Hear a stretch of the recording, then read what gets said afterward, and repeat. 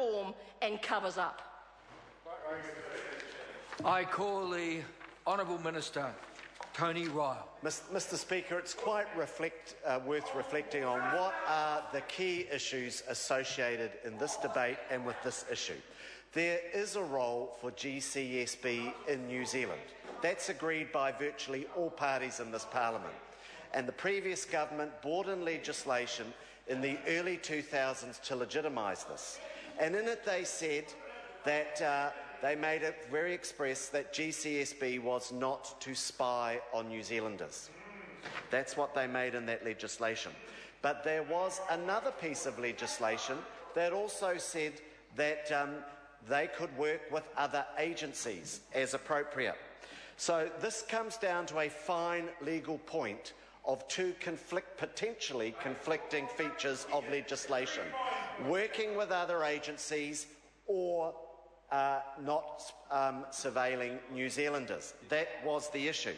And that's what's come out of this case and out of the Kitteridge report are those issues, that fine contrast between those two cases. So clearly what's happened here is GCSB has been working with other agencies at their request, believing as they did that the law provided them the scope to do that.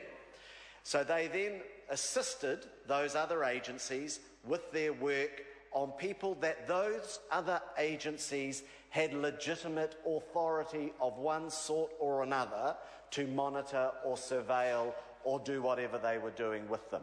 So those agencies who had those people in their sites had a legitimate and legal right to actually surveil, monitor or whatever they were with those people. They then asked the GCSB, because of their unique equipment and skills, to support them in that work. The GCSB believed, because of its interpretations of the law, that it was entitled to support those agencies. So it's not a question of the GSB illegally surveilling a number of New Zealanders. It's a question of the fact that they thought that in support of the other agencies that were legally monitoring or surveilling these individuals, that they were doing what they were doing in a lawful way. Now, what's clearly come out of the Kitteridge report is the fact that there is this confusion over the legislation, and that needs to be dealt with, and the Prime Minister has said as much. But those cases now, the so-called 88, are being referred to the Inspector of Security Services, who is the legal authority to determine whether or not there has been a breach of the legislation. That is set out in the law. It is up to the Inspector General to decide whether or not there has been illegality or not.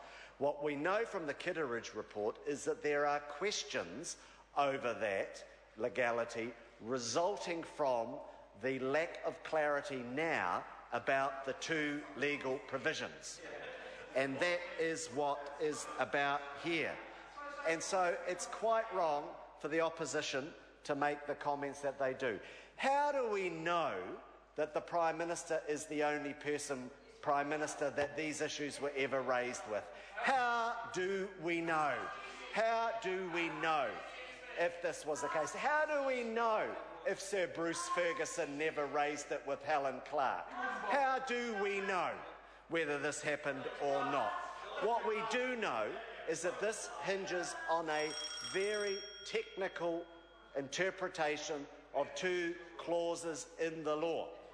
And that's what the Kitteridge report says, and that's why the Inspector General will investigate those. And that is what is set out in the law. It's clear that the 88 people who were being surveilled or monitored were being done with proper legal authority of the agencies who were doing that. The law does allow the SIS to spy on New Zealanders. Okay? So those people were allowed to be spied on. The confusion relates to the legal provisions that allowed GCSB to assist the SIS and other agencies. That happened under Labor, and it happened under National. And it will fall to National to work with other parties in this parliament to fix those provisions. Very fine technical point established in the Kitteridge report. I call the Honourable Minister Anne Tolley. Mr.